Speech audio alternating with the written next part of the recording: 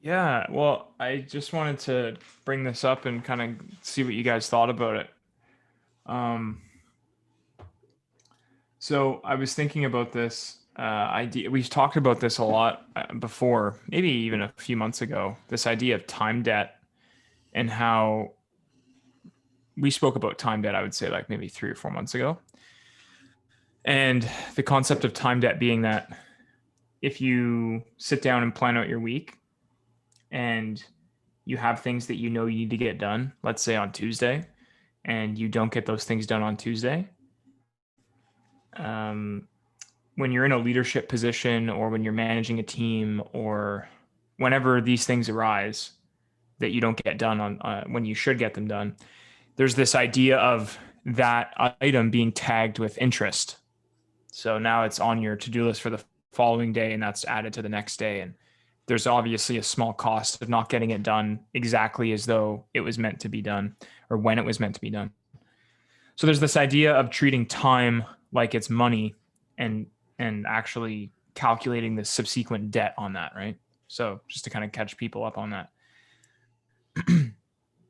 But it's also it's a little bit deeper than that, I've realized, because um there's a lot of things that I'm doing that I even have to catch myself saying, "Oh, I'm saying to myself, oh, I wish I had more time. I wish I could do this. I wish I could do that." And this kind of also made me think back to the 3 week hiatus I took in December last year, where I essentially did almost nothing for 3 weeks and thought it was going to be the Ritz because I had like the biggest year in terms of what I did with my time. And I hated it because it made me slower and weaker and sluggish. So as I'm kind of in like, I would say the busiest part of my life, like this is as busy as I've ever been, honestly. Uh, I'm just learning how to handle more things. I'm writing up a master's thesis, getting ready to defend that in August, and running a $500,000 business with 10 to 15 employees and coaching 8 other business owners. It's just insane, honestly, the amount of stuff I have to practice and dial in and get 100% straight. Um, and what I'm seeing is the opportunity for time debt with the more that you take on just becomes so much larger. The opportunity for how much interest you can accumulate based on how much you have going on is just so much larger. And this is like almost a simple concept, but the way it expresses itself is kind of interesting.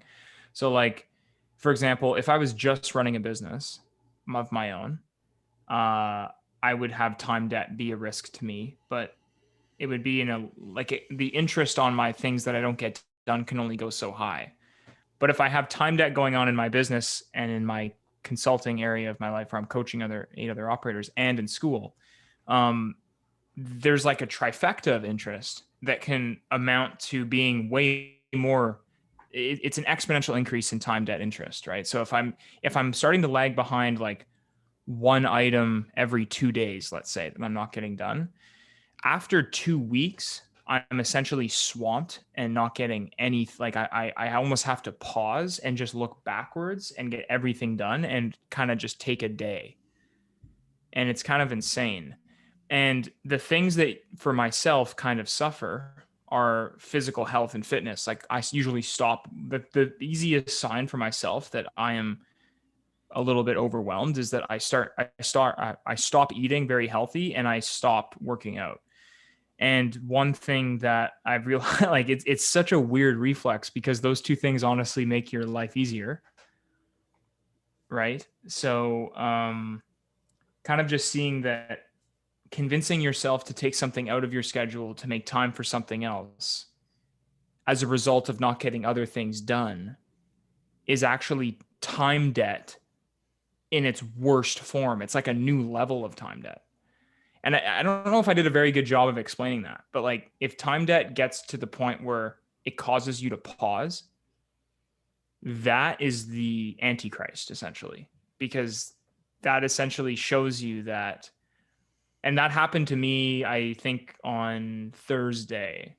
Yeah, Thursday. I had just a full day where I spent emailing everybody back that I had like went back and marked their emails as read so that I'd eventually answer them.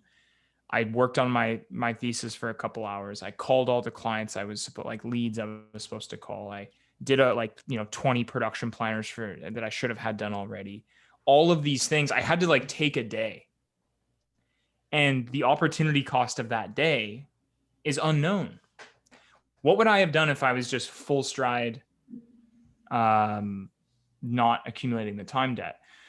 So where time debt meets opportunity cost is kind of what I'm talking about here, because we talk about this idea of time debt like it's like, oh, you accumulate interest and that's okay, and then where does the interest go? The interest goes to those days where you have to sit there and block off time to retroactively get done what you missed.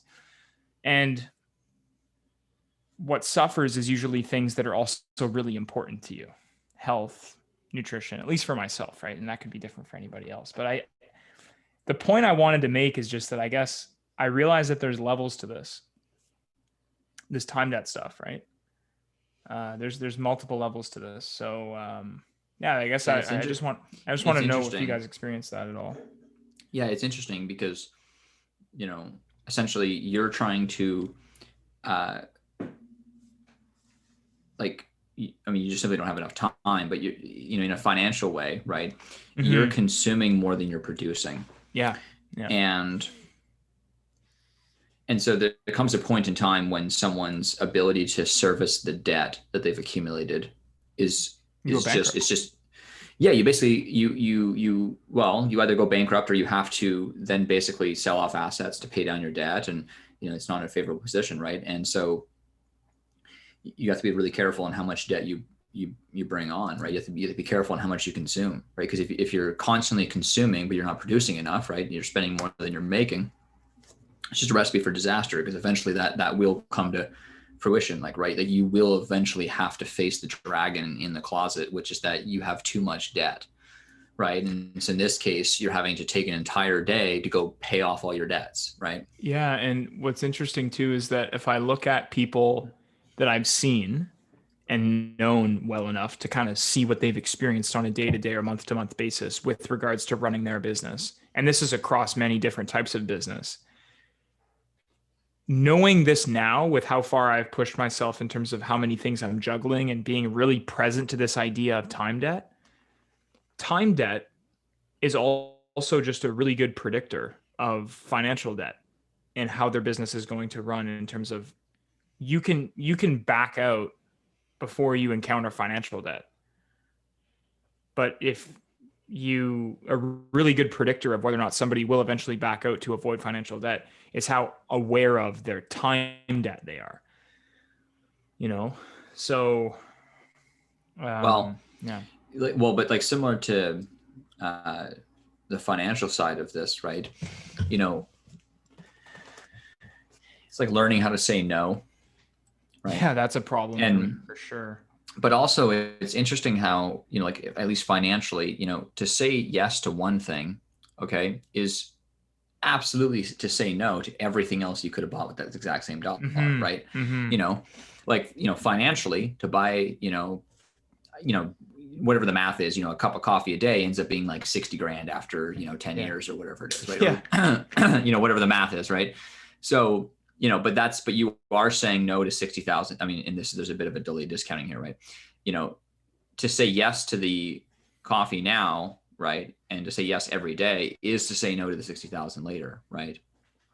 In that logic, we should just all consume water and wheat, Well, but no, I get what you're saying. Well, not necessarily though. I mean, because there is a certain point, right? Like, because are you willing to pay $8 for the cup of coffee today? Yeah, maybe you are, but tomorrow I wouldn't pay $8, yeah, right? Yeah. Or whatever, So,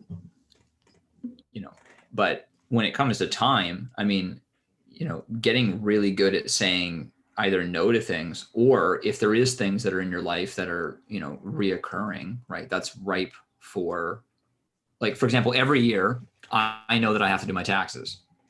I don't do my taxes though. I hired an accountant to do my taxes, but it's not an unknown thing. Like, I know that every year I have to file it. So I hired someone who professionally does that. Right.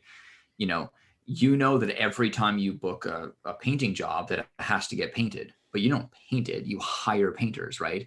But then, of course, when you hire painters, you absolutely know that they need management, right? But you don't have to manage them. You can hire a manager.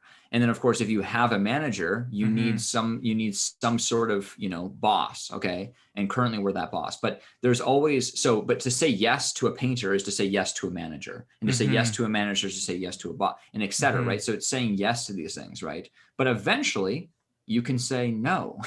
Right. Yeah. Go for no. Yeah. Go for no.